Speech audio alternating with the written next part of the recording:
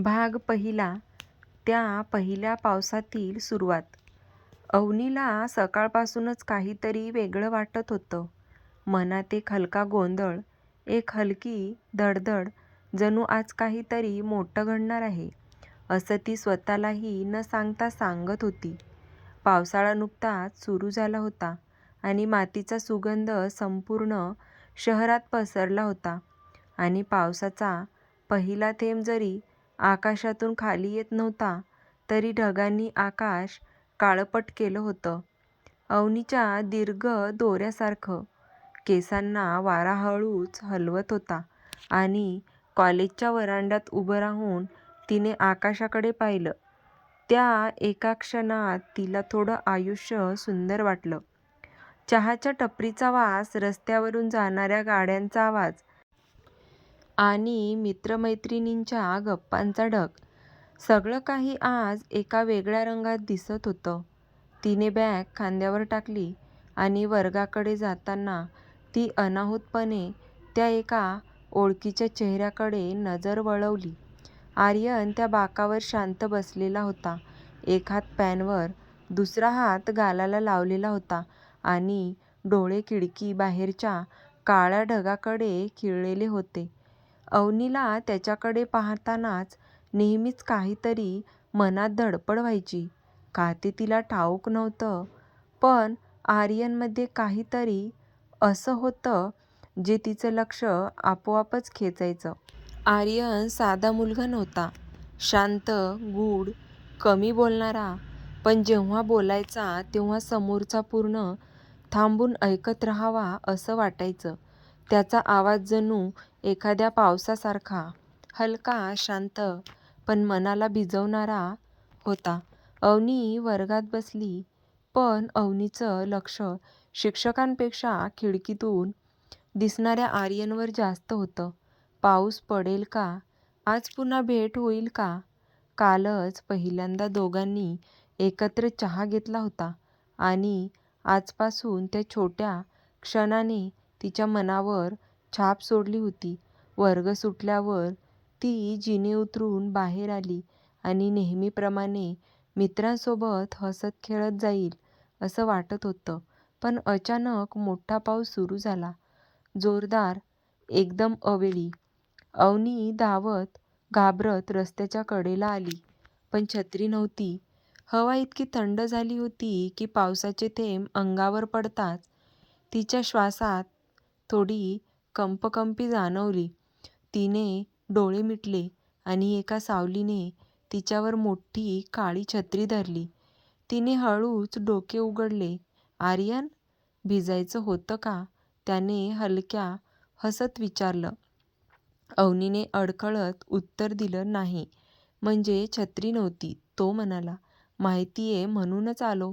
एवढ्या साध्या शब्दांनी तिच्या मनातली धडधड वाढली. दोघे चहाच्या टपरीजवळ थांबले. गरम धुरकट चहाच्या कपातून उठणारी वाफ आणि पावसाच्या थेंबात केस भिजलेली अवनी आर्यनच्या नजरेत अडकतच होती. तू भिजतेस तेव्हा पाऊसही तुला बघायला थांबतो, असं तो म्हणाला आणि अवनीचा चेहरा पूर्ण लाल झाला. तिने नजर वळवली, पण हसू लपवता आलं नाही. त्या दिवशी दोघांनी खूप बोललं, पण तरीही काही शब्द न बोलताही बरीच भावना एकमेकांपर्यंत पोहोचल्या. पाऊस थोडा थांबल्यावर ते दोघे कॉलेजच्या मागच्या बागेत गेले. पाऊस नुकताच ओसरल्याने सगळीकडे पानावर छोटे थेंब चमकत होते. कोमल वारा वाहत होता. फुलांच्या पायवाटेने चालताना अवनीला असं वाटत होतं की आर्यन सोबतचा प्रत्येक पाऊल तिच्या मनाच्या एखाद्या लपलेल्या दाराला उघडत आहे. आर्यन शांतपणे चालत होता, पण वारंवार तिच्याकडे बघण्याचा मोह तोही आवरू शकत नव्हता. अवनी, तो म्हणाला, मला एका गोष्टीचं उत्तर दे. ती घाबरली. काय? तू नेहमी पाऊस बघून हसतेस का? अवनी क्षणभर शांत राहिली. पावसात तिच्या आयुष्यात अनेक आठवणी जोडलेल्या होत्या. लहानपणी आईसोबत छतावर उड्या मारणं, वडिलांसोबत पाऊस थांबेपर्यंत गरम शेवया खाणं, पण आता पावसात तिचं हसणं वेगळंच वाटत होतं. जणू कोणीतरी तिच्या हृदयात एक नवीन धून लावली आहे.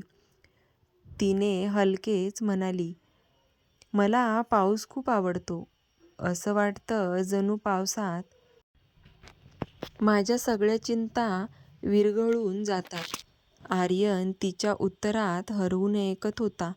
मग तो म्हणाला, "तर पुढच्या वेळी पाऊस आला की आपण पुन्हा इथे येऊ." अवनीने हसत मान डोलावली.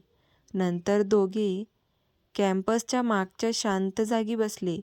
दूरवरून पाण्याचा ओघळाचा आवाज येत होता. हवेचा सुगंध गोड झाला होता आणि अवनीला जाणवलं, ती आर्यनला ओळखत होती, पण आज ती त्याला पहिल्यांदा मनातून ओळखत होती. संध्याकाळ होत आली. आकाशात नारंगी झळाळी पसरली. दोघे चालत चालत किल्ल्याच्या रस्त्यावर पोहोचले आणि तिथे उभं राहून पसरलेलं शहर पाहताना अवनीला असं वाटलं की आयुष्यात पहिल्यांदाच ती स्वतःला कोणाच्या जवळ सुरक्षित वाटत होती. "घरी चाललीस?" आर्यनने तिला विचारलं. "हो," ती म्हणाली.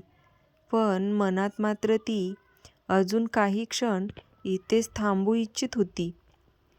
त्याने तिला रिक्षात बसवताना तिचा हात हलकेच हातात धरला. एखाद्या वाऱ्याच्या झुळकीसारखा स्पर्श, पण तो स्पर्श तिच्या हृदयात खोलवर कोरला होता. "काळजी घे," तो म्हणाला. ती हळूच हसली. "तूही काळजी घे." रिक्षा दूर जात असताना अवनीने मागे वळून पाहिलं. आर्यन अजूनही तिच्याकडे पाहत उभा होता. रस्त्यावर पसरलेल्या दिव्यांच्या प्रकाशात त्याचा चेहरा शांत, पण नजरेत एक अनामिक ओढ होती. तिने मनात विचार केला, हा पाऊस, ही भेट आणि ही भावना, हे सगळं आकस्मित नक्कीच नाही. रात्री अवनी घरी पोहोचली तरी ती त्याच्याच विचारात होती. केस वाळवताना, चहा घेताना, अगदी झोपायचा प्रयत्न करतानाही तिच्या मनात सतत आर्यनचे शब्द येत होते. त्याचे डोळे, त्याचा शांत स्वभाव फिरत होता. तिला जाणवलं, तिचं हृदय कुणासाठी धडधडू लागलं. दुसऱ्या दिवशी जाग आली तेव्हा ती पहिल्यांदा खिडकीतून बाहेर पावसाचे ढग शोधत होती. आज पुन्हा भेट होईल का? आज तो काही बोलेल का? की तो फक्त तसाच शांत राहील? पण त्याच्या नजरेत सगळं काही दिसत होतं. अवनीने केस बांधले, हलकासा मेकअप केला आणि नवीन निळा कुर्ता घातला. मनात एकच विचार होता, आज आर्यन काय म्हणेल? कॉलेजच्या दरवाजापाशी पोहोचली तेव्हा अचानक पुन्हा थेंब पडू लागले. तिच्या हृदयातली धडधडही वाढू लागली. कारण तिला ठाऊक होतं, तो येणार.